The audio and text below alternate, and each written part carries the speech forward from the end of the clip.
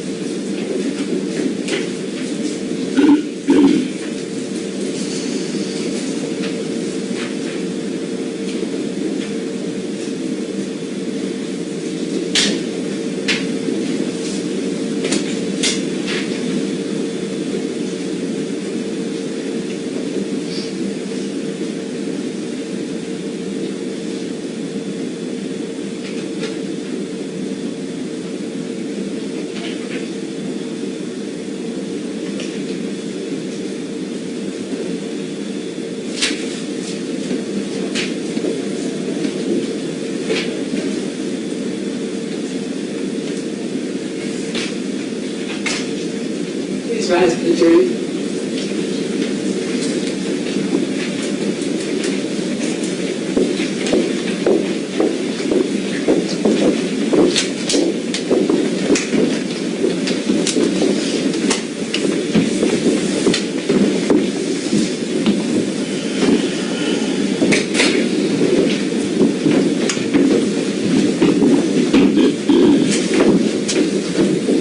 please be seated, folks. Thank you.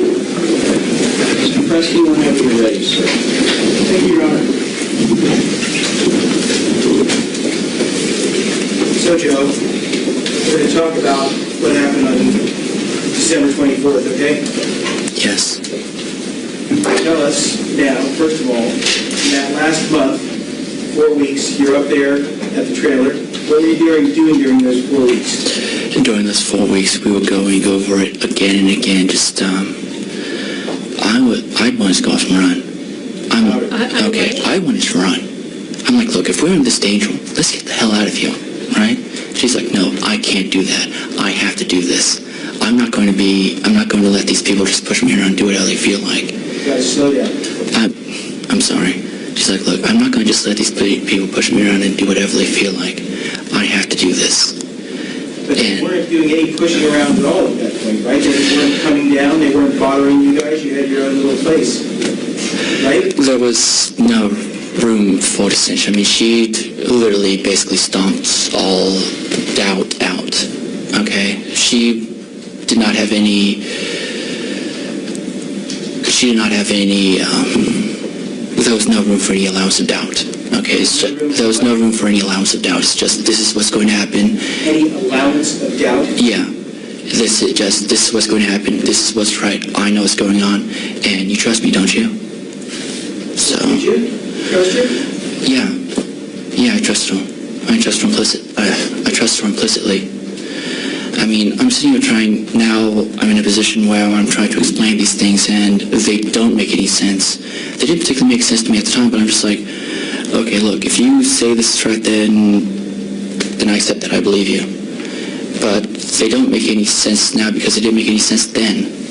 You said you tried to use logical arguments to get around these things. Did you continue to do that right up until Christmas Eve? Or what happened? I only gave up on the day before Christmas Eve. Until then, I was trying to come up with things, and she was trying to... Eventually, I just gave up on, trying to come up with new arguments because they wanted anyone. She was just ignoring them all. She's like, okay, this needs to happen.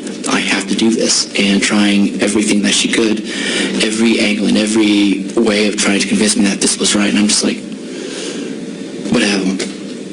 Even okay. A couple years earlier in your journal, you were saying, realistically, neither of us are good communicators, and it seemed like you were having some doubts about whether you should be in a relationship. Wasn't this whole thing that you wanted to do, wasn't that giving you any more doubts about maybe you should get the heck out? By this point, I just really given up myself. Actually, she tried to turn me into an attack dog, and so she had. She what? She tried to turn me into an attack dog.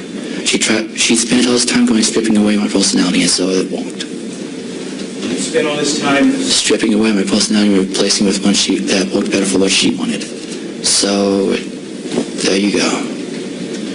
And so when it came down to it, it's just don't ask questions, just do what I say. So that you said you didn't, I think you said, and I'm not trying to mischaracterize it, but I'm paraphrasing, I think you said you didn't give up until the day before?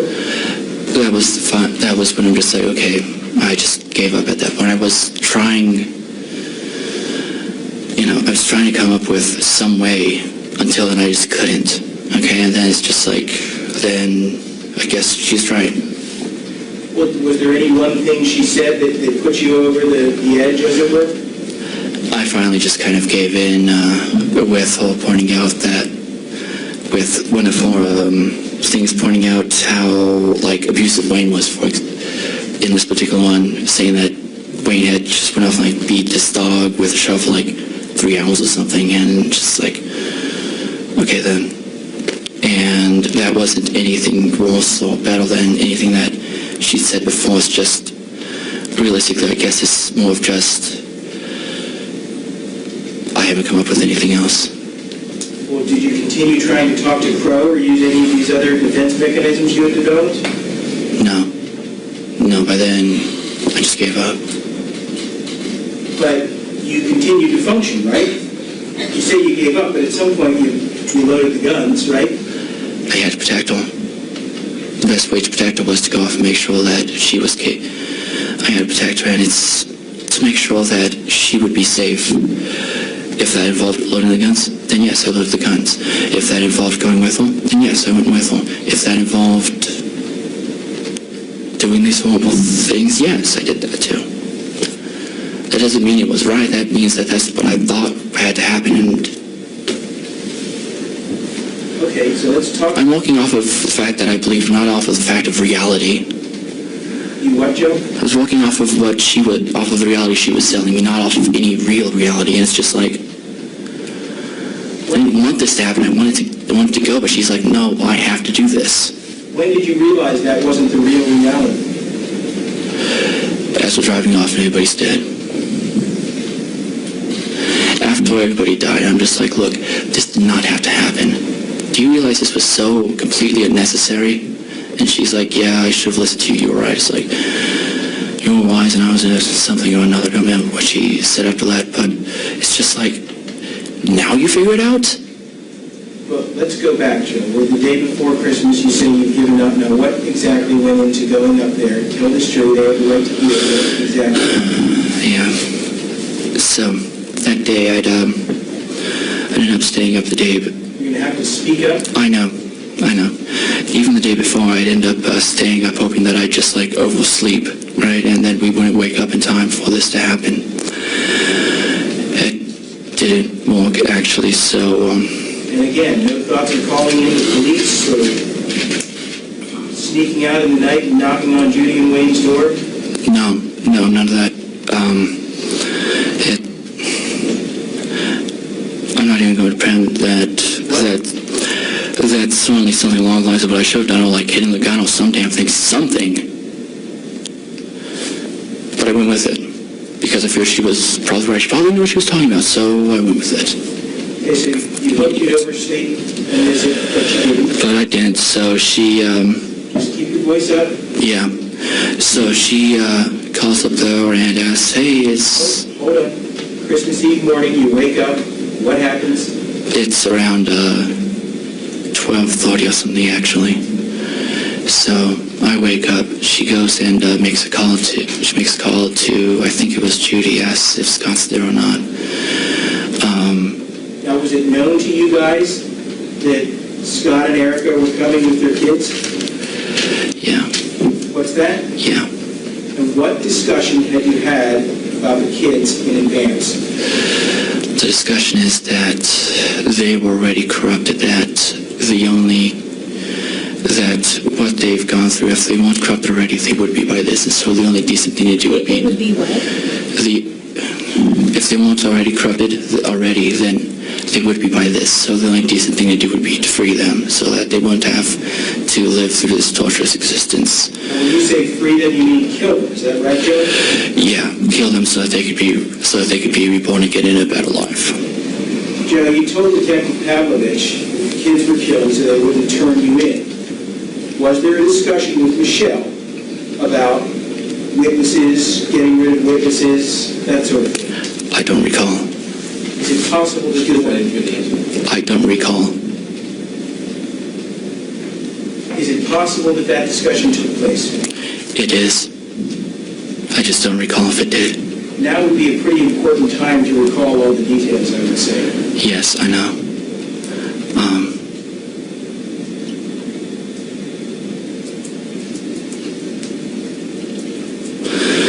No, I don't remember being framed in the way of making sure that there might have been, but I don't think that it was framed in the context of making sure there weren't any witnesses. The only context I recall it being Nathan and Olivia being put in was to make sure that they wouldn't have a fate that was worse than death, right? That they wouldn't what? Have a fate that was worse than death, right?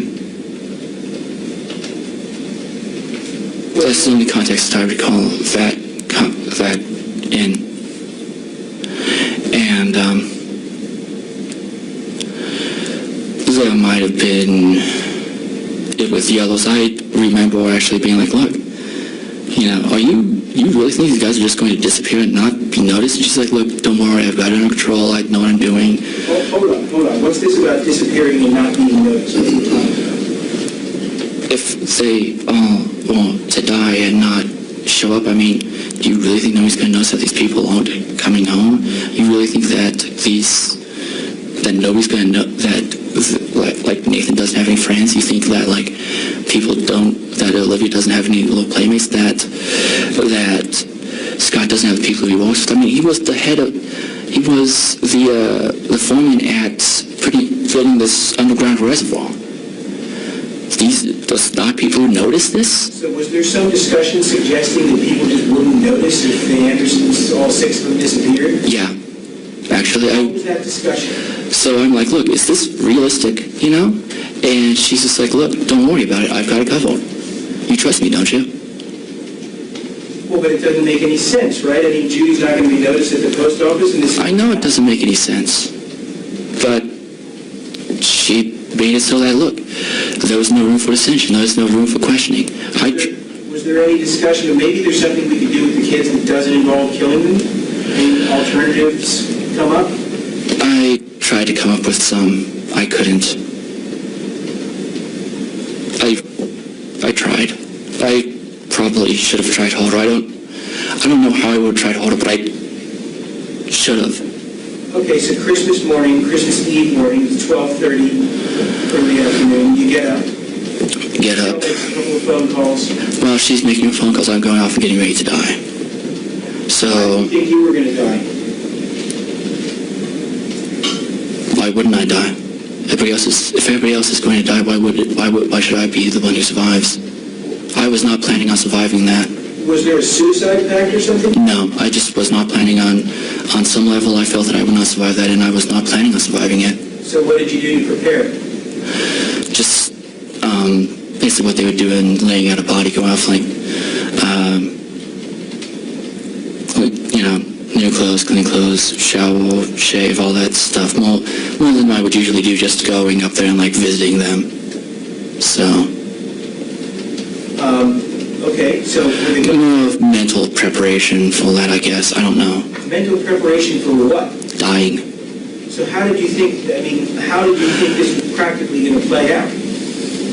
I didn't have any idea how it would play out. She's like, look, I've got to... She's like, look, don't worry about it. I've got it all under control. Just don't worry about it. Just follow my lead kind of thing. Well, but was there some discussion of who's going to kill who, or No. who's you're going to kill? No. Hold on. Sorry.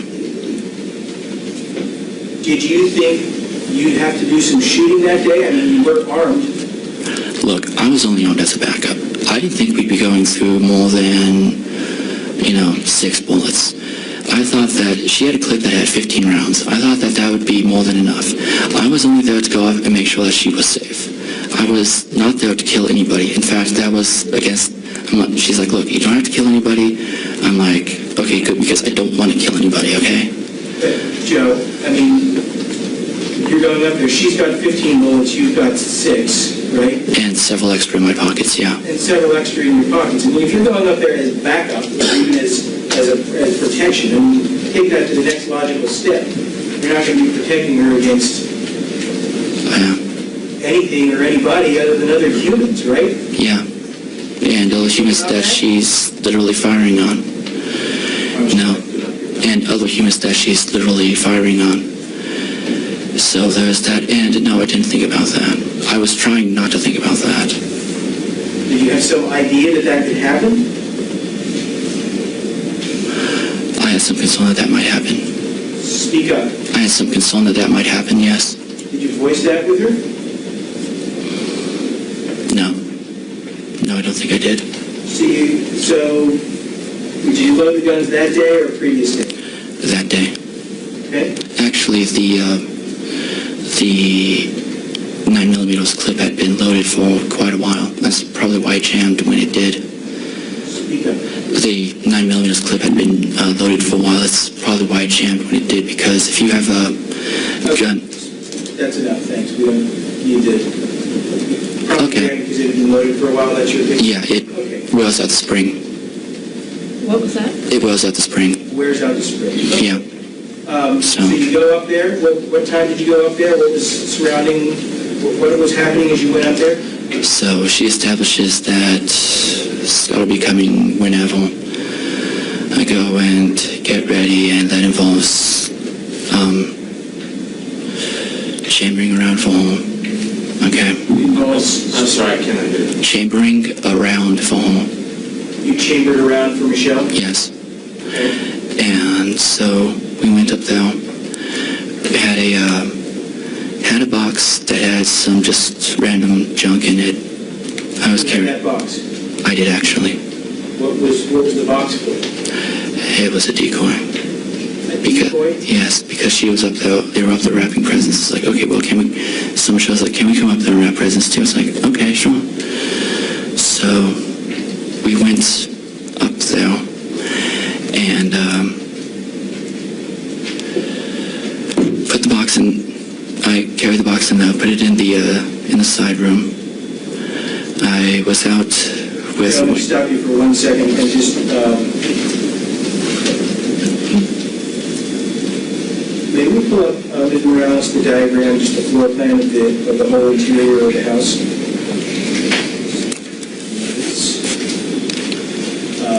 States Exhibit 13.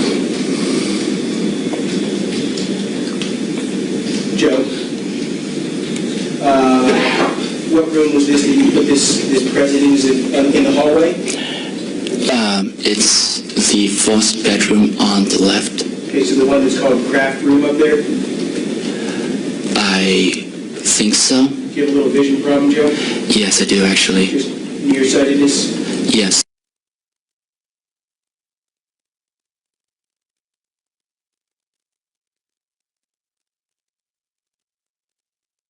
Recording. No, it's back on. Oh, yeah, I got it. This is north, faces the front windows? Yes. Faces the blanket rack? Yeah. Okay. And how long did you sit there with Wayne? I think it must have been about half an hour or so.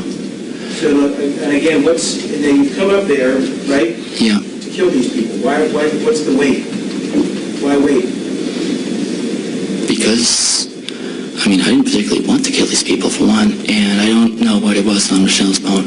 I went over to Michelle, so Wayne said that after a time, Wayne said, so... Let me interrupt you for 1 second before we get to that. You're sitting with Wayne for approximately a half hour. Yes. Right? What are you guys doing?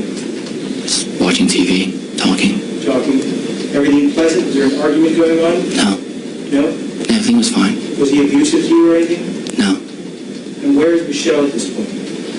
She's in the kitchen with Judy, and you know, it's one of those things where at this point it should have really been obvious that, you know, maybe we're not in the danger that I think we're in. But no, So, Michelle, I didn't your gun recognize is where? that. What's that? Your gun is where at this point? My gun is literally on my left side. Was it in the open or did you have a jacket I on? had a jacket over it. So Wayne couldn't see it, Yes. obviously. No, you couldn't see it. Flashing guns around is kind of rude. What was I'm that? sorry, I cannot hear you. Never mind. No, I need to hear you. You have Flashing guns around is kind of rude. Sorry, I wasn't. Joe, That's why I said never mind. I'm sorry. okay. Yeah, Where was Michelle? it's automatic. Sorry. Where was Michelle? Michelle was in the kitchen. Oh, Michelle's gun was on the counter in the kitchen. How was it, just sitting open, or what was she? How did she have it? Was it wrapped in something? It was wrapped in her.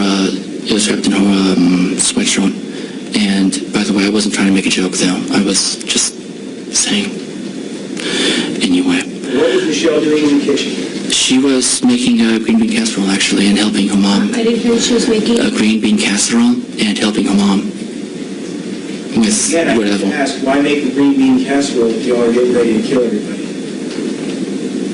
I can't answer that. So she's making the green bean casserole. You observed her doing that? Yeah. And she just put the gun on the counter? No, she had it wrapped up in her sweatshirt. But then that was put on the counter? Yes. Okay. And then what happened? You're in there with Wayne talking, and at a certain point, what did he say? Wayne mentions, hey, you guys might want to move the truck because Scott's going to be coming up soon. You guys, Might want to move the truck because Scott's going to be coming up soon. does this have to do with that roundabout driveway? Yes. Okay. So, what happened next? So, I went over to Michelle and got off the side over at the entrance to the kitchen from the front hall. The entrance to the kitchen from the front hall. Yeah. So, And just going to point out, in case it's been a couple of months since we were here, but we're roughly in this vicinity right here. yes, Okay. right at the tip of your pen. You got to speak up, Joe. Yes, right at the tip of your pen. And Next. so I'm like, look, you know, if we're going to be moving the truck, I can't remember exactly how I put I this. can't hear you. I know. I can't remember exactly how I put this. I think it was something along the lines of, like, if we're going to be moving the truck, you know, if you're going to do this, do this. If not, let's just go. I'm sorry, I can't hear this. If you're going to do this, then do this. If not, then let's just go. So is that the only thing you said to her, or did you say something to her about the truck? I believe I said something about moving the truck first. What, to the best of your recollection, did you say? Look, while we're moving the truck, you know, since we're going to be moving the truck, if you're going to do this, then let's do this. If not, then let's just go. I think that's what I said. I'm not sure about that first sentence, but I know about the second sentence. I was trying to say, it's like, I was trying to give her an out. She took it as me, you know, kind of prodding her on. But you're trying to give her an out. If you're going to do this, let's do this. Was that your idea of an out? No, if not, let's go. It was. Okay, so then what happened next? Did you say anything else to her? So she's like, no, I'm going to do this. So, I'm sorry. no, I'm going to do this. So, I was like, and at which point I'm like, shit. She said that she was going to do this, and I'm just like, well, that went well. But So, again, I just- you've got a point here. No bullets have been fired, right? Right? yeah, Front door is right there. exactly. We could have walked away, and she's like, no, we're already acting weird. They're probably already suspicious. We can't just walk away now. They're going to like get all freaked out, and something will happen if we do. It was weird to make a green bean casserole. Was that the weird part? She just felt that we were acting weird, and that us leaving then would be weird. Okay, so then what happened next? So then I went over into the other room with Judy because at some point me and Judy had started, at some point between us entering and that particular conversation, between us entering and that particular conversation, I went back with Judy and we were wrapping.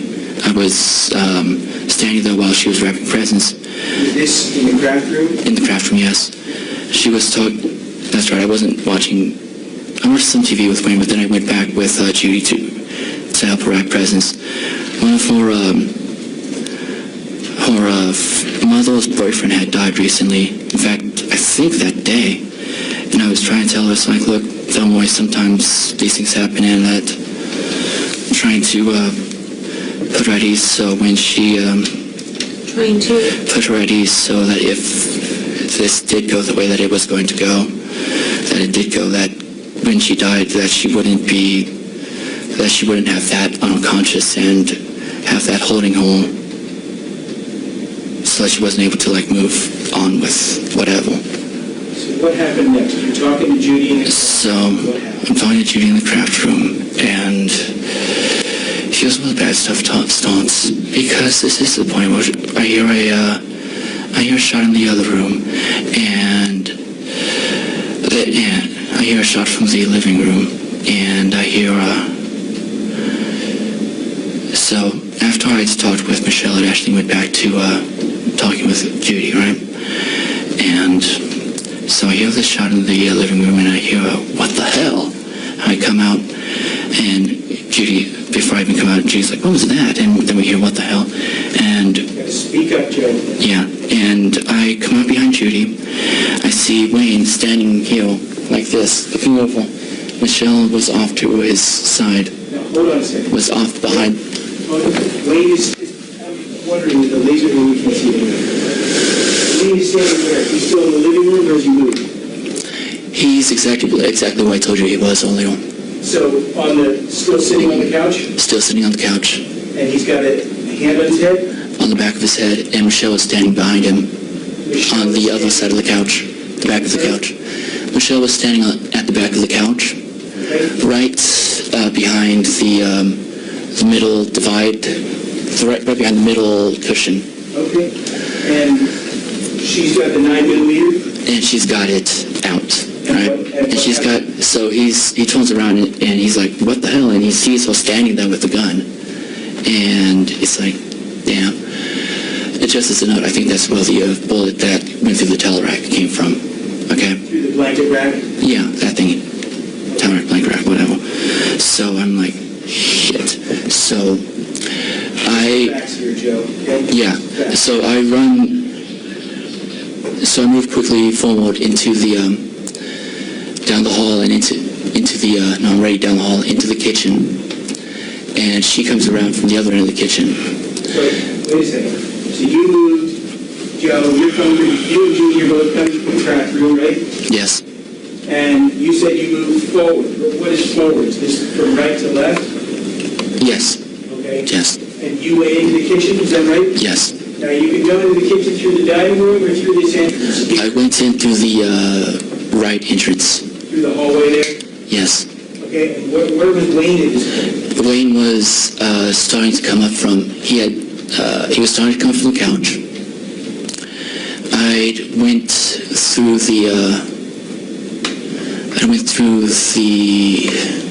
the kitchen, and once I got to the end of the kitchen, Michelle was standing at the other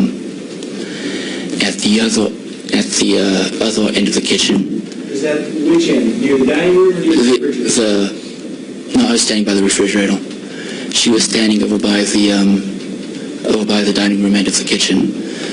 So, Standing by the dining room entrance to the kitchen? yes. In fact, she was standing in the dining room still. So, she was standing in the dining room still. And Judy is where at this point? In front of you or behind you? I think she's in front of me. Yeah, she's in front of me at this point. So she's between you and Michelle? Yeah. So, I rush forward.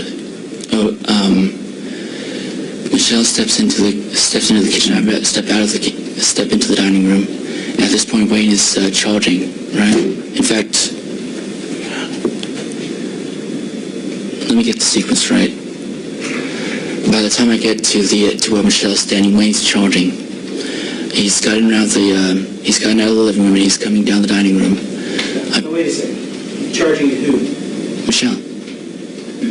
She had taken a shot at him, right? Yes. Okay. So, Evidence that hopefully- she did at that point? No. Okay, what No. happened next? So I see him charging at her. I pull my gun and I fire. Right. At this point, he's near. He's actually right beside the far end of the table, and I'm Hold on. Right beside the far end of the table? The north end. The north end of the dining room table or the south end? the north end of the table. Okay, I'm at the south corner of the table, basically. okay. And what happened? Do you recall what was going through your head as you pulled the trigger and shot the gun at Wayne? Nothing. Just nothing. No, there was just. Later on we should talk about distance, but at this point I had this distance between what's going on, and it's like I was just watching what was happening. Okay, so tell us what happened next. You shoot at Wayne. So I shoot at him. Because he was running, he flies to the side and knocks into the table, and the chair was sending them falling, sprawling, whatever. Some of the dining room chairs? Yeah, he falls down. He lands on the ground. His head is right by where the corner of the thing is. Wait a second. It's a south. Hey, Joe, when you shot him, did you hit him? Did you think you hit him? Yes, I thought I had, Why? because he fell. Okay, and then what happened next? So he's on the ground now, and I killed him. What did you do? I shot him in the head. So, Joe, when you shot Wayne, Michelle's gun is jammed, right? Yes. She actually was holding it up, jammed, and it's like, Okay. she's staying. Did you think he had been hit by her bullet? I thought, it took me long, it wasn't until this, Asking you what, if you remember, what you thought at the time, I had no idea.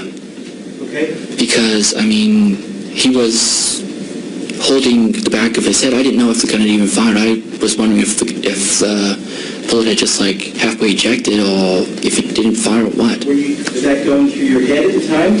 No. All that was going through my head at the time is that she's in danger. I have to protect her.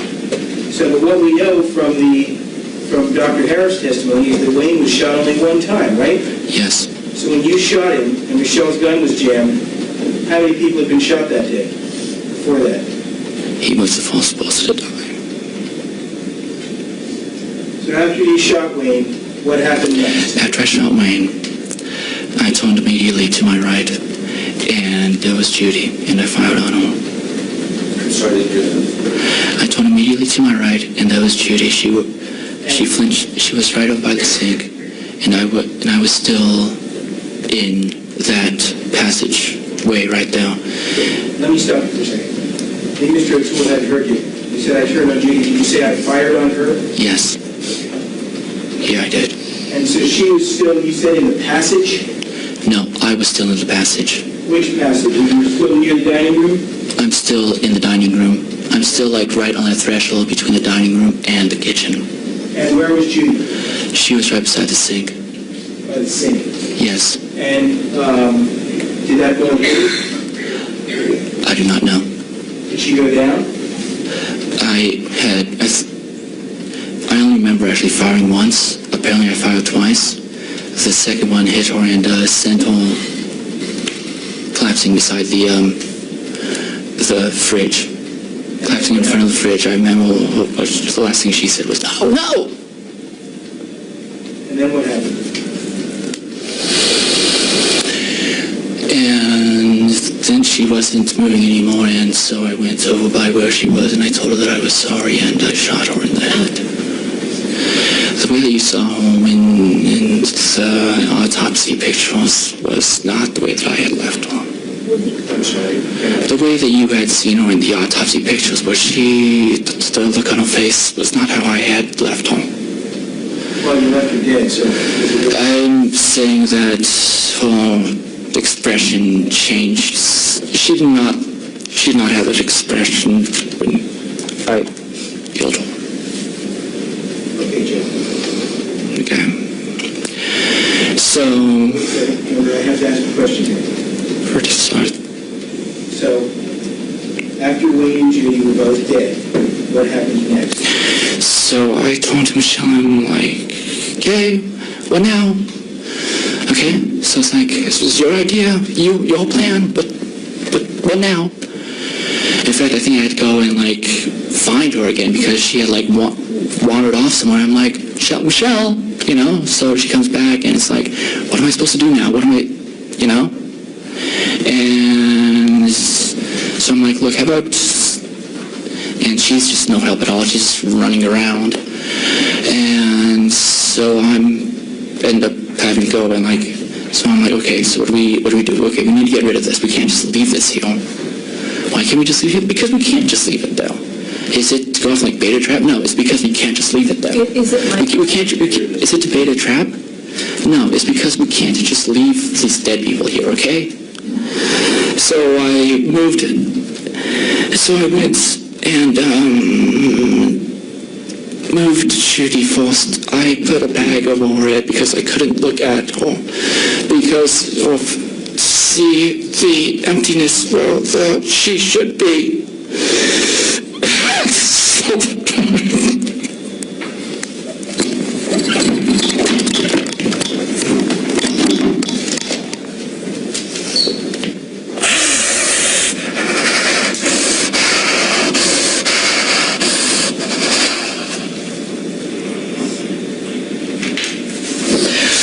So I moved her out the back door, and Get yourself a tissue, take a second.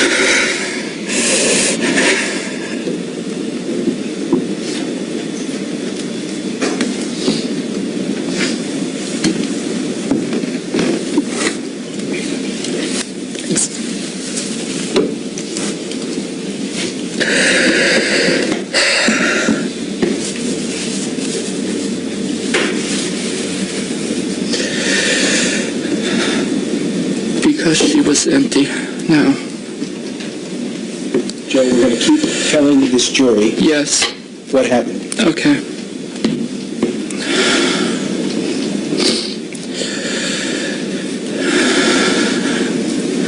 So, It's, you're going to have to, yeah, you're going to have to pick your head up. okay. I can do that. Yes. Okay. Why not at this point pick up the telephone and call the police?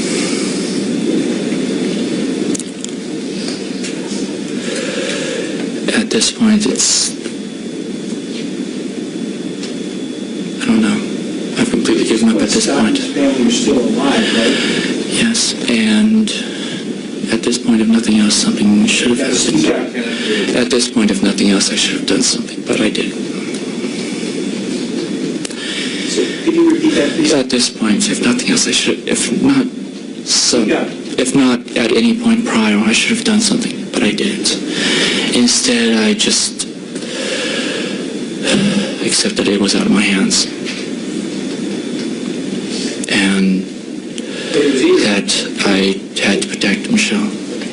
That's all I was focused on at that point, was protecting Michelle. This didn't kind of wake you up like a splash of cold water? I'm literally like, look, I can't do this again. I can't believe I just what in the hell? She's like, this has, for all the running around and stuff she was doing, she's still like, no, this has to happen, this is still right. And I'm like, well, don't ask me to go off and kill anybody else because I'm not going to. And she's like, okay, no problem. You know, I don't want you to. I'm the one supposed to be killing everybody. And I didn't want you to. I'm the one supposed to be killing everybody. And Joe? yes, Okay, did that conversation happen before or after you moved away and Julie's body? that's after I moved everything. Okay, so I want you to tell us the details. You moved Julie's body out of Okay. the shed, right? Yeah. Do that. So I asked Michelle, it's like, okay, what am I supposed to do with this? Okay, where am I supposed to put Judy? Okay. And she's like, put her in the shed. I'm like, okay, so I took her out back. I took her out the back door and I took her down to the stairs and I'm like, hey, you know, would you come back here again? She's run off again. Because she's run off again. So I'm like, here, give me a hand with this, right? So I didn't want to have to like drag her through over the lawn. So I picked her up. So we both picked her up and carried her and put her in the shed and then went back, and as soon as she was put down, Michelle was gone again. So I went back and tried. So I went back and tried to move Wayne, and that was really difficult. He was a robust man. So he was a robust man, and so I had to use the culprits that were in that room that he had fallen on to kind of help with moving him. And as I'm taking him out the side passage, the weight and everything ended up going like making my foot go through the transom, whatever I guess it's called, the door frame. Well, you saw in the picture. And so I get him, I'm having the hardest time, just like, this guy is so heavy. And I keep on trying to get Shell over to like help me with this, and it's just, you know, it just keeps running off. So I get him out the back, and I'm like, hey, look, can you give me a hand with this? And I eventually get her to come out and give me a hand trying to take him over to the shed. And we're trying to pick him up, and his short, keep in mind this entire time, I've not touched either of the skin. I haven't touched either of the skins. I was moving him by holding on to his short, I think. No, I I was pulling him along by his legs, actually, his ankles, and then by the time we started getting by the shed, his pants started slipping and coming off, and it's like, oh, this is just ghastly. And so now I'm dragging the long half neck. So trying to bring him into the shed, and it's not working, and I'm trying to like get him under his armpits, and I can't, it's just too heavy. She's on the inside and I'm on the outside, and we're trying to pick him up and put him in the shed, and we just can't because I can't. It's just too much, and so we're just like, okay, well, we'll just have to leave him here then, I guess. I just have to leave. You say I fired on her? Yes. Yeah, I did. And so she was still, you said, in the passage? No, I was still in the passage. Which passage? You were still near the dining room? I'm still in the dining room. I'm still like right on the threshold between the dining room and the kitchen. And where was Judy? She was right beside the sink. By the sink. Yes. And did that go ahead? I do not know. Did she go down? I only remember actually firing once. Apparently I fired twice. The second one hit her and sent her collapsing beside the fridge. Collapsing in front of the fridge. I remember the last thing she said was, "No, no!" And then what happened? And then she wasn't moving anymore, and so I went over by where she was, and I told her that I was sorry, and I shot her in the head. The way that you saw her in the autopsy pictures was not the way that I had left her. I'm sorry.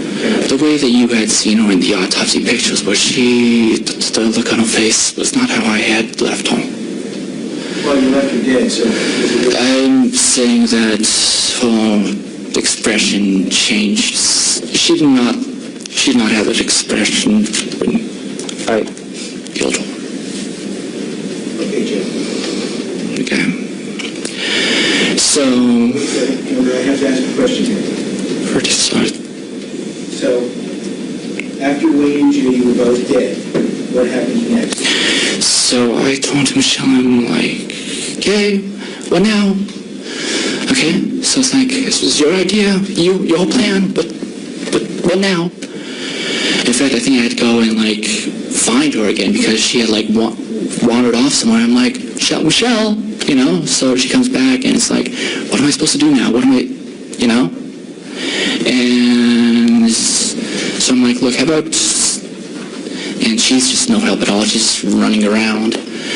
And so end up having to go and like, so I'm like, okay, so what do we do? Okay, we need to get rid of this. We can't just leave this here. Why can't we just leave it? Because we can't just leave it there. Is it to go off like beta trap? No, it's because we can't just leave it there. Is it like... Is it to beta trap? No, it's because we can't just leave these dead people here, okay? So I moved, so I went and moved Judy first. I put a bag over her head because I couldn't look at her because of the emptiness where she should be.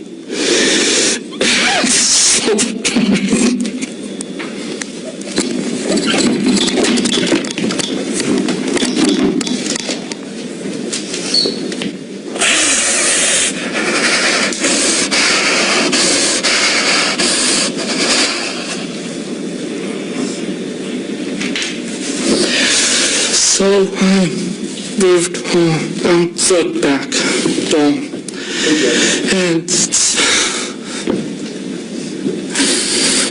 Get yourself a tissue, take a second.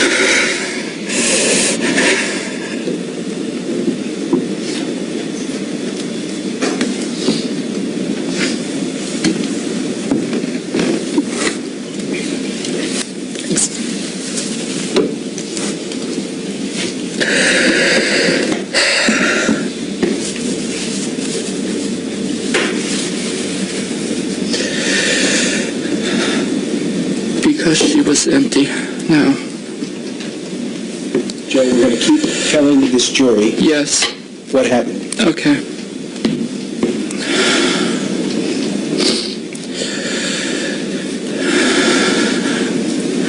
So, It's, you're going to have to, yeah, you're going to have to pick your head up. okay. I can do that. Yes. Okay.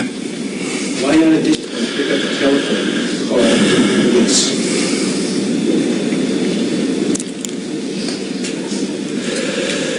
At this point, it's, I don't know. I've completely given up at this point. His family are still alive, right? Yes, and at this point, if nothing else, something should have happened. At this point, if nothing else, I should have done something, but I didn't. So, could you repeat that, please? At this point, if nothing else, I should, if not, so, Yeah. if not at any point prior, I should have done something, but I didn't. Instead, I just accepted it was out of my hands. And But it was easy. that I had to protect Michelle. That's all I was focused on at that point, was protecting Michelle. This didn't kind of wake you up like a splash of cold water? I'm literally like, look, I can't do this again. I can't believe I just did this. What in the hell? She's like, this has, for all the running around and stuff she was doing, she's still like, no, this has to happen. This is still right. And I'm like, well, don't ask me to go off and kill anybody else because I'm not going to. And she's like, all right, no problem. You know, I don't want you to. I'm only supposed to be killing everybody. And I didn't want you to. I'm only supposed to be killing everybody. And Joe? yes, Okay, did that conversation happen before or after you moved away in Julie's club? that's after I moved everything. Okay, so I want you to tell us the details. You moved Julie's body out of Okay. the shed, right?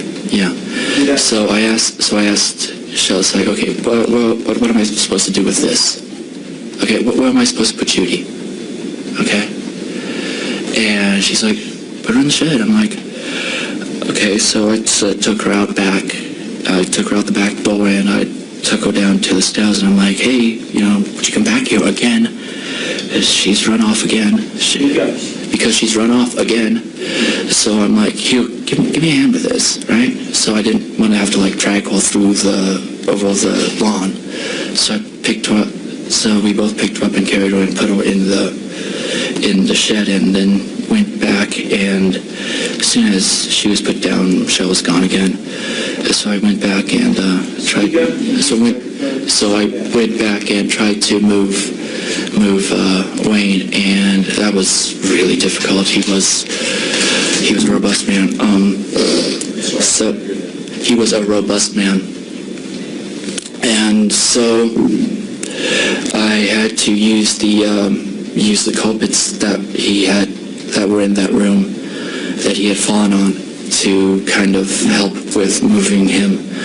And as I'm taking him out the side passage, the weight and everything ended up going like making my foot go through the transom, whatever I guess it's called, the door frame. Well, you saw in the picture. And so I get him, I'm having the hardest time, just like, this guy is so heavy. And I keep on trying to get Shell over to like help me with this, and it's just, you know, it just keeps running off.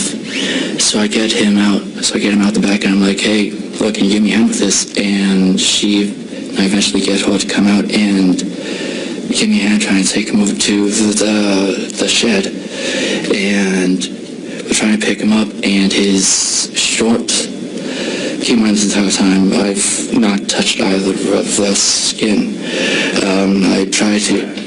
I haven't touched either of their skins. I was moving him by holding on to his short, I think.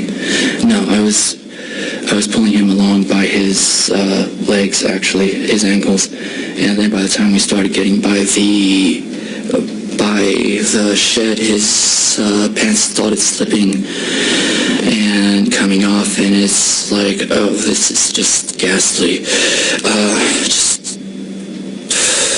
And so now I'm dragging along half-neck.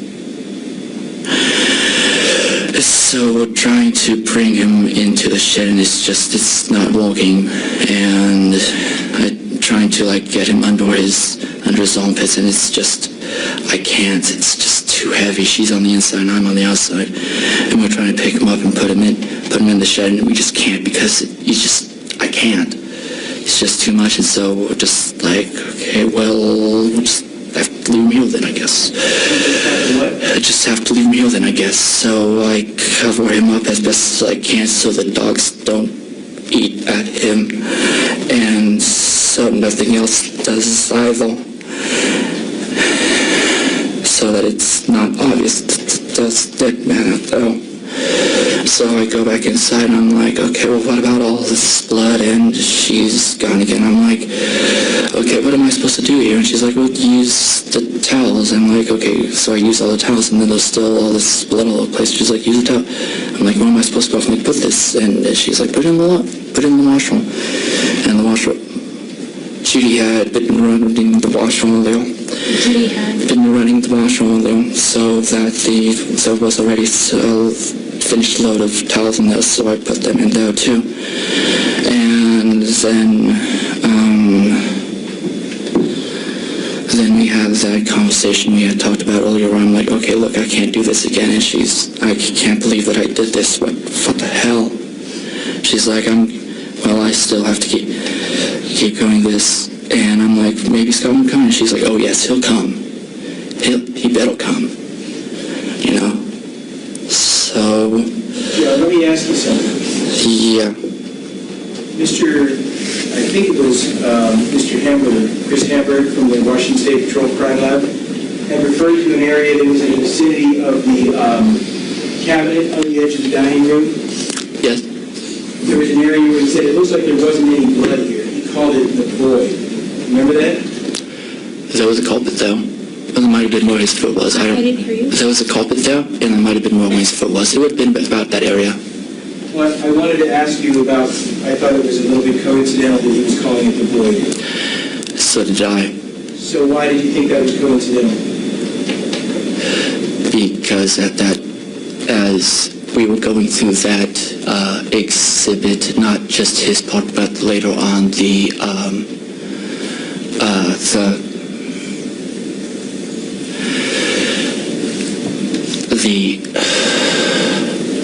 I haven't talked about Void yet, have I? Talk about void right now. Okay. So, after this... Speak into the microphone. As this is all going on, I'm feeling like my mind is breaking. As this is all going on, okay? As you're shooting Wayne and Judy? Yeah. As everybody's dying, as all of this is terrible event is occurring, as everybody's dying, my mind is breaking more and more. Part of it is because part of me doesn't want anything to do with me. Part of it is there's this huge gulf between what's going on around me and where I'm at. What does that mean? It feels like watching somebody else. It felt like it was somebody else doing some of these things, and sometimes not. And I found out later on that Freud had just a part of my consciousness had split off. Later on, I was actually able to talk with him. Hold on. I'm sorry, I can't hear you. Please repeat that, sir. Void, it turns out later on that Void, who was part of that had been part of my consciousness earlier, had kind of split off, and... Joe, you can't use the microphone. Right. Turns out that what? That Void, that part of my consciousness had kind of split off at that, which sounds completely absurd. I know, I don't know, it was like there was somebody else, okay? It was like I could have a complete conversation with somebody else, and he was another, but it was like talking with... He barred from using it in the impeachment against Ms. McEnroe